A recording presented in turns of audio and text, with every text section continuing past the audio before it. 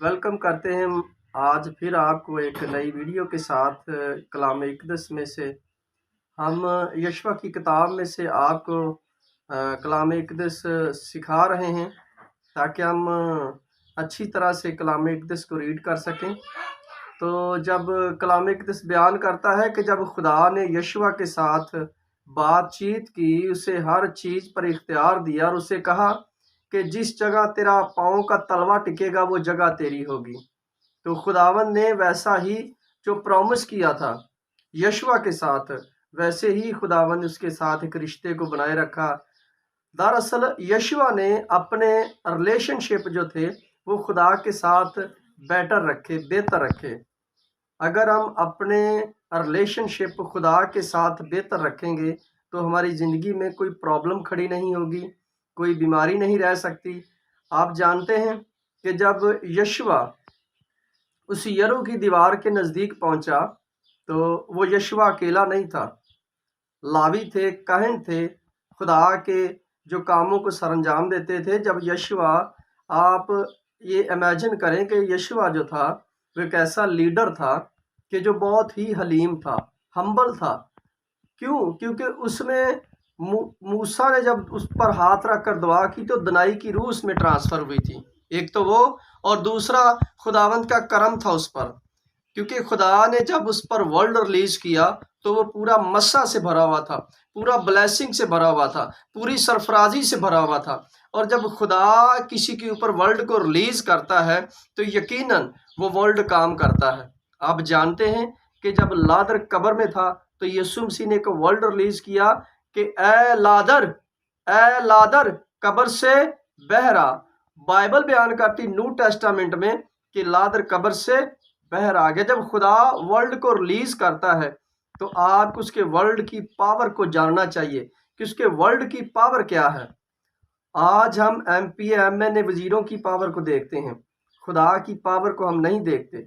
जिस दिन हमने उसके वर्ल्ड पर एतबार करना शुरू कर दिया तो यकीनन जो आपके अंदर तूफान है, जो आपकी कश्ती के नज़दीक तूफान है, वो उसके झिड़कने से थम जाएंगे। सुनिए ज़रा गौर से। जब यशवा दरियाए यरदन पार करने लगा तो वही सिचुएशन थी जो मिस्र से निकलते वक्त लाल समंदर में थी। तो आगे लावी थे जिनके कंधों के ऊपर अहद का संदूक था और पीछे पूरी इसराइल कौम थी। यशवा से खुदा ने कहा कि आगे लावी चलेंगे और पीछे 2000 हाथ के फासले पर इसराइली चलेंगे। क्यों? क्योंकि आगे दरियाए यरदन था। जब उन्होंने अपने कदम, जो लावी थे, उन्होंने अपने कंधे पर संदूक रखा हुआ था और जब उन्होंने अपने कदम उस दरियाए यरदन में, उस नदी में डाले, बाइबल बयान करती है कि जब उन कहनों ने, उन लावियों ने वहां अपने कदम रखे तो दरियाए यरदन जो था वो सूख गया था। हालेलुया! ये है खुदा की ब्लेसिंग। आप जानते हैं कि आज अहद का संदूक आपके अंदर है। जब आप उसको उठाए रखेंगे, अपने कंधों पर उसको रखेंगे, अपने हाड़ में रखेंगे, न्यू ऐद को, नए ऐद को जब अपने अंदर रखेंगे, पुराने ऐद को जब अपने अंदर रखेंगे, आप इस बात को समझेंगे कि खुदा असल में हमें बता क्या रहा है, सिखा क्या रहा है।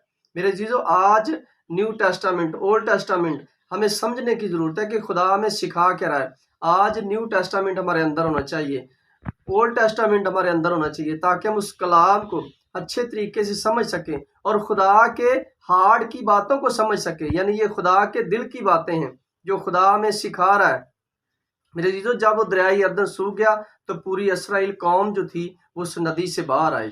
जब आपके अंदर खुदा का वर्ल्ड होगा तो यकीनन नदियां, नाले, बीमारियां, तकलीफें आपके आगे ठहर नहीं सकेंगी। आपसे वो रिमूव होती जाएंगी, दूर होती जाएंगी और आप कदम ब कदम आगे बढ़ते चले जाएंगे।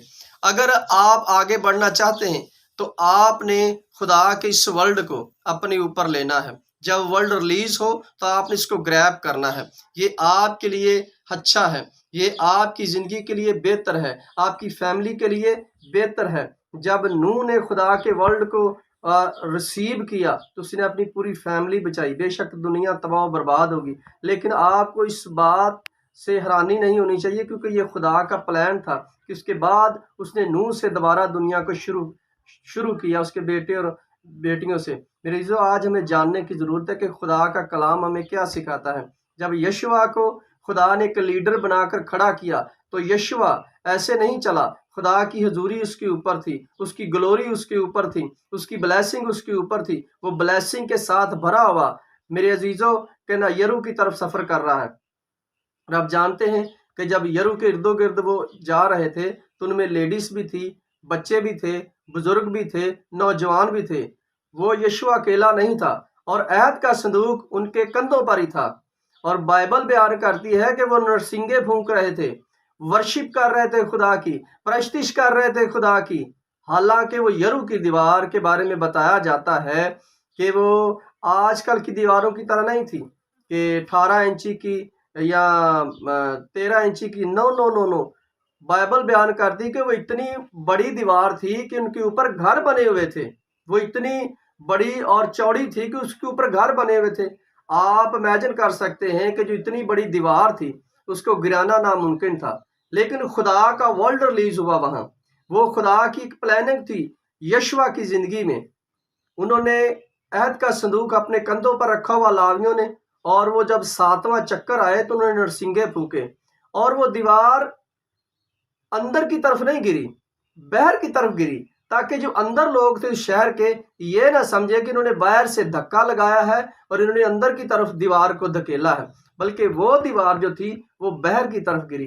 तो आज हमें ज़रूरत है कि हम खुदा के वर्ल्ड को ग्रेप करें, कैच करें और अपने हार्ट में रखें।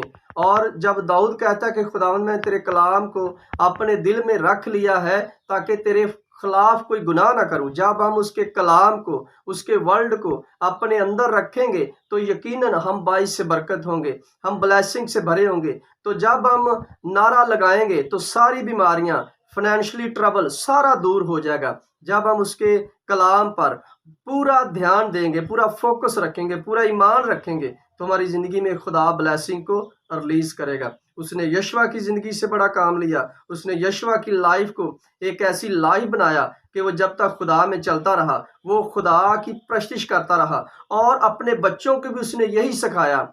एक दफ़ा का जिक्र है कि जब इसराइलियों सारे बुत परस्त हो गए तो यशवा ने कहा, मैं और मेरा घराना हम तो जिंदा यहोवा की प्रस्तिश करेंगे, अब तुम चुन लो कि तुमने किसकी प्रस्तिश करनी है। ये बहुत बड़ी बात है कि आप खुदा के लिए खड़े होते हैं, आप खुदा के कामों को सरंजाम देते हैं। जब आप खुदा के साथ खड़े होंगे, एक रिलेशनशिप रखेंगे, तो यकीनन खुदा आपकी ज़िंदगी में वो चीज़ों को ट्रांसफ़र करेगा जिनके लिए लोग दर दर धक्के खाते होंगे, और खुदा आपको फ्री में देता जाएगा। मेरे अजीज़ों, आज ज़रूरत है कि हम खुदा के वर्ल्ड को रिसीव करें। खुदावंद इस कलाम के वसीला से आप सबको अक्ल और दनाई सेहत बख्शे। आमीन।